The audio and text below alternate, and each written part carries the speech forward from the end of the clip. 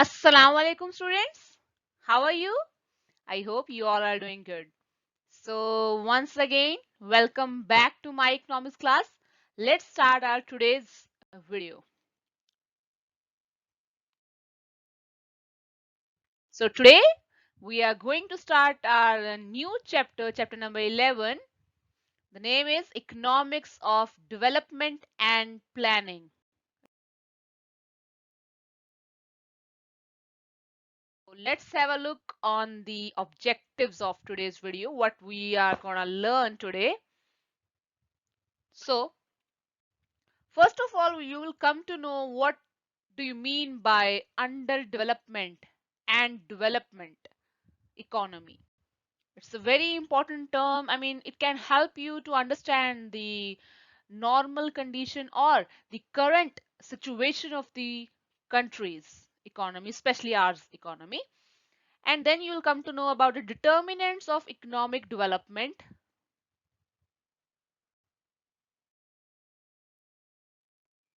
So let's start with the meaning of underdevelopment, what actually the underdevelopment means.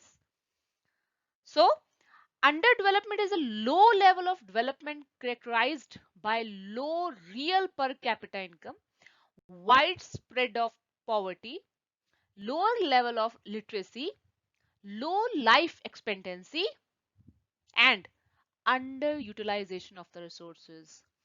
Here, the first word I used here is a low real per capita income. Are you understanding this?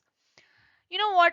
When the total income earned in the country is divided by the total population, whatever is the result is known as per capita income. I mean, the income earned by individual in the country, per head income. So, underdevelopment means it's a state where in that country, particularly in that particular economy, the people are earning a very low income. With this, it increases the poverty level. With that, obviously, if the people are not earning that much money, how can they be literate in the country? And if they are not literate and they are under poverty, how we can expect their life expectancy high? And obviously there is underutilization of the resources. That's why the country is facing the underdevelopment situation. Are you understanding this? Underdevelopment means the problem of poverty, low income, literacy rate low, unemployment, overpopulation. Okay, so the state in underdeveloped economy fails to provide acceptable level of living to a large fraction of its population, thus resulting into misery and material deprivation. So basically in that type of economy, the people do not find, I mean, necessity of the life things. No food. I mean, there's no income they are earning. So it's a kind of situation where the country facing a lot of problems, poverty, income is low, and obviously if the people are earning, if a part of people are earning high income, it will obviously create the inequality situation. I mean, the rich will be getting richer, the poor will be getting poorer, and if the income of that particular economy is low, then the standard of living of the people would be also low.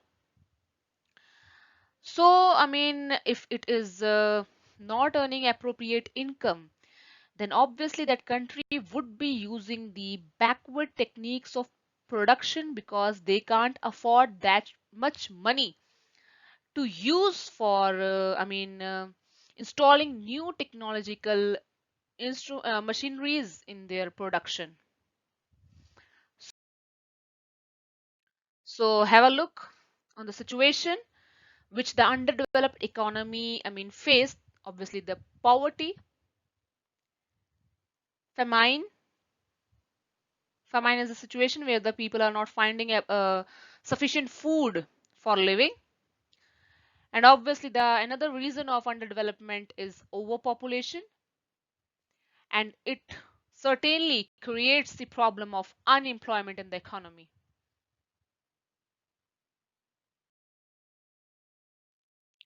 Now you just learned about the underdevelopment economy. Now we'll have a look on the development economy. What is development? Meaning of development. Let's have a look. So Development is a process that creates growth, progress, positive change, or the addition of physical, economic, environmental, social, and demographic components. So basically, development or developed economy focuses on the growth of the country by utilizing their resources in an appropriate way, by giving employment opportunity to the people, by giving sufficient social welfare facility to their citizens. So the purpose of development is a rise in the level and quality of a life of a population. Obviously, if the country economy is focusing on increasing the development of the country, it will certainly affect on the quality of life of population. And by increasing, by creation or expansion of local regional income, it will definitely creates the employment opportunity in the economy without damaging the resources of the environment. So basically, development economy focuses on the overall development of the country by providing employment opportunities, by giving proper facilities to the citizens, by offering good healthcare services, education in the country. So every underdeveloped economy focuses first to remove their problems in the economy, but in development they just think how they can use their resources in the best way to provide the best opportunities, best growth level in the country. So now have a look. They will focus on the transportation. By providing transportation, it will make the business, trade easy in the economy. And obviously, good health and education facility. If the citizens are getting good health and good education, obviously it will create a human resource with full skills. If they are well educated, if they are in good health condition, obviously they will contribute to the development of the economy. They will give new opportunities, new ideas in the development of the economy. So every country focuses on the health services and education facility in their country so that the people can learn about the new technology, about the new techniques which is used in the world, so that they can compete in the world by offering innovative ideas in the country, so that they can grab the opportunity in the market first. So this is the meaning of development. Let's move to the next topic of today's video. So the next concept, the next topic is measurement of economic development. How can we measure how the economy is working? What are the measures? Like if we want to assess you students, we will see your marks, we will see your how you are doing in your assignments. In the same way, if we want to check the situation, the development of the country, we have some basis to measure. So have a look on the points which are used for measuring the development of the economies. Here are the points. So the first point is gross national product, that is GNP. What is GNP? So the GNP is the total market value of all final goods and services produced within a nation in a particular year, plus the income earned by its citizen, income of those located abroad, and minus the income of those non-resident located in the country. So are you understanding it? We have just studied this concept in the very first chapter of our economics. So GNP includes whatever is produced in our economy at that market value. It is known as GNP, and GNP is one measure of the economic condition of the country, under the assumption that a higher GNP lead to a higher quality of living, all things being equal. Are you understanding? Obviously, if the country is producing surplus production in the country, they can think of export. If the country is not able to complete their own necessity of their citizens, how can we say that that economy is doing well? So it becomes one of the major, like in your student life, if if a student is not getting 40%, that student is considered to be fail, because the student are not getting the minimum marks.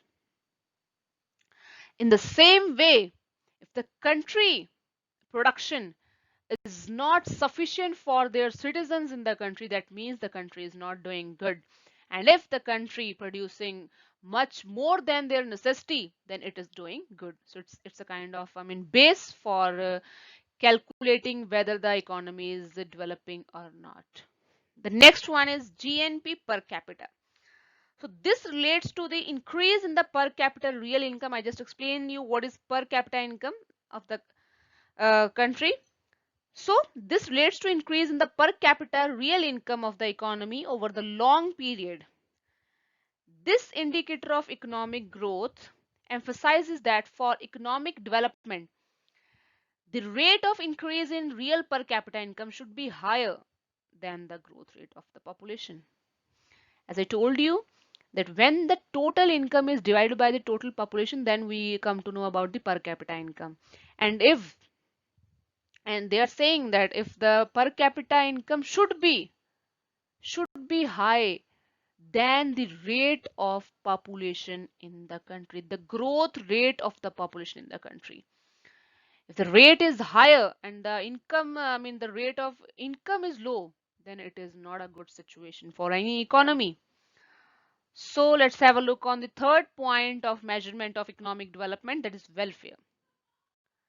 So economic development is regarded as a process whereby there is an increase in the consumption of goods and services by individuals.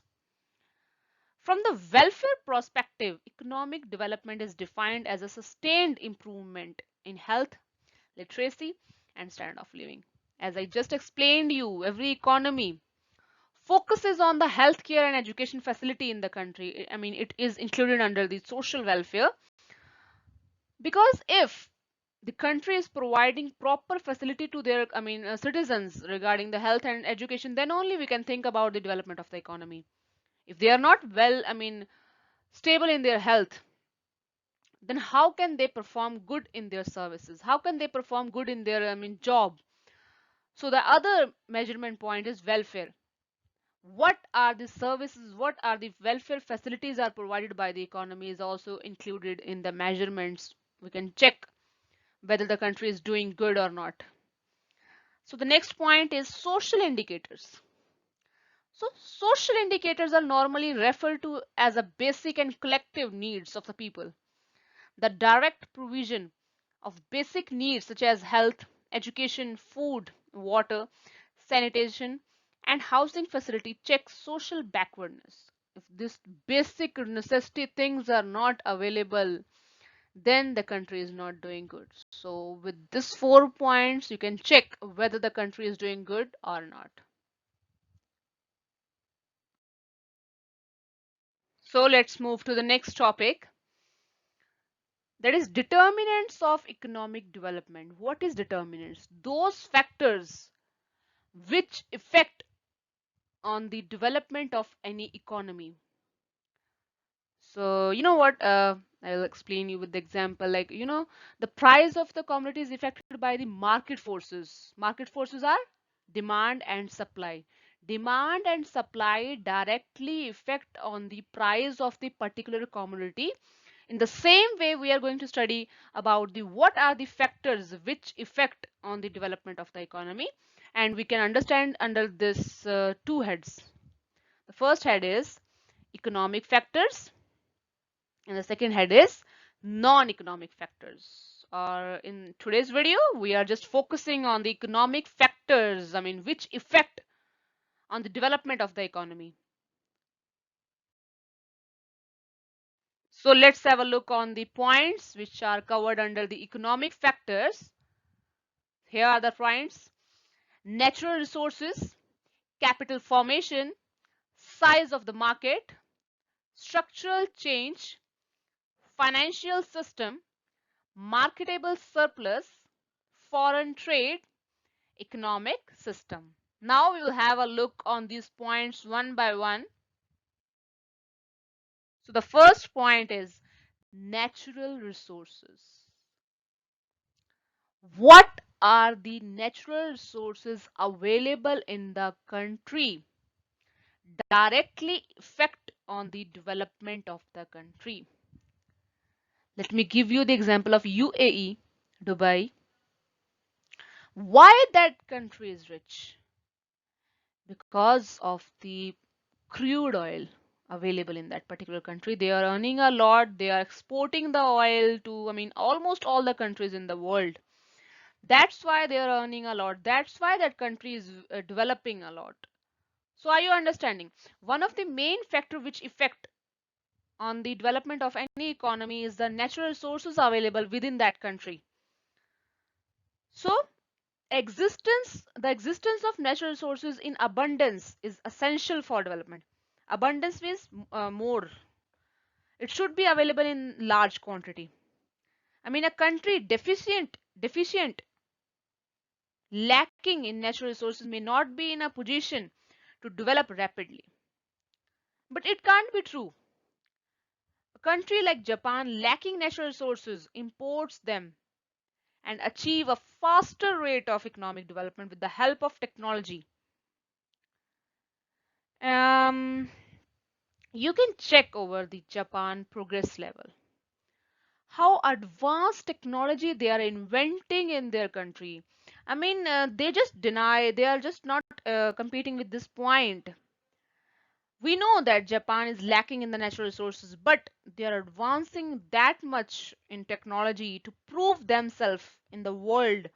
You can check how progressed they are, how advanced they are in their technology. You can just have a check. So let's move to the next point of economic factors. The next point is capital formation. Have a look on this.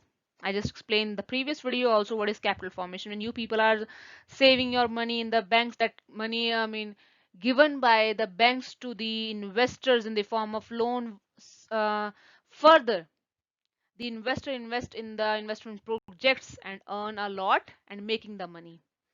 So here, capital formation is the main key to economic growth. What is capital formation?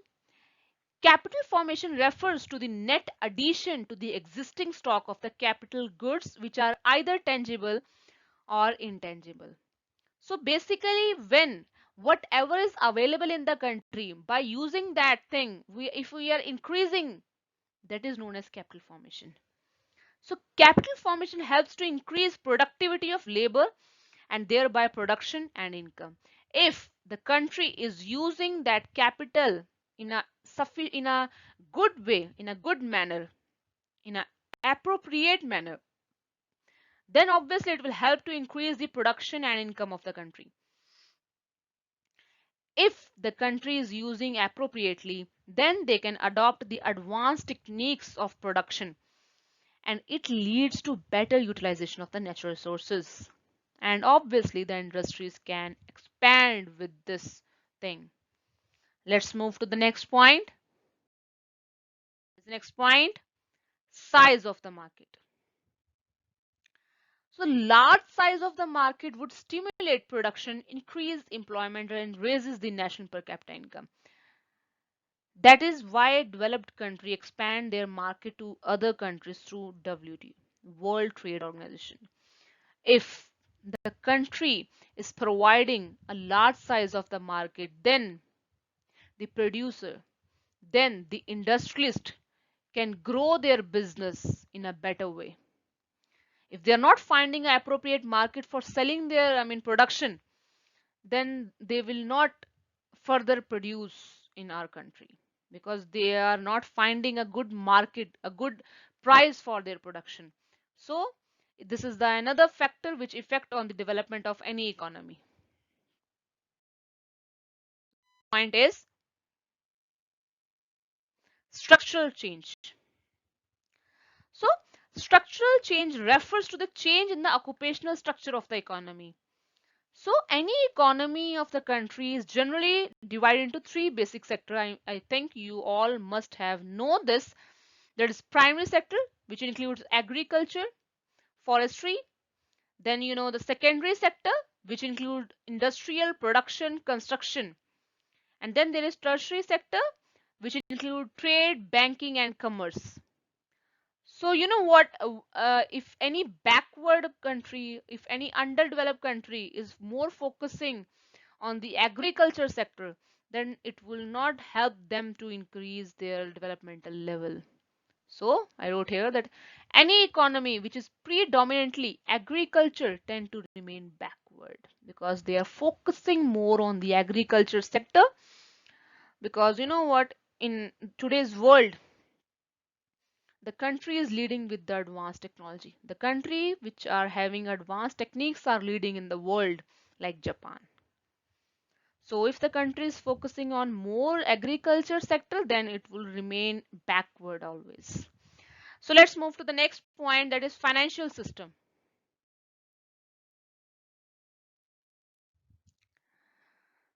So have a look on these points, these pictures first. So financial system, what is financial system? The system through which the investors can get the money. It include banking system, money market, money market where the businessman can raise the fund for 1 year. In the capital market, they can raise the fund for long run period.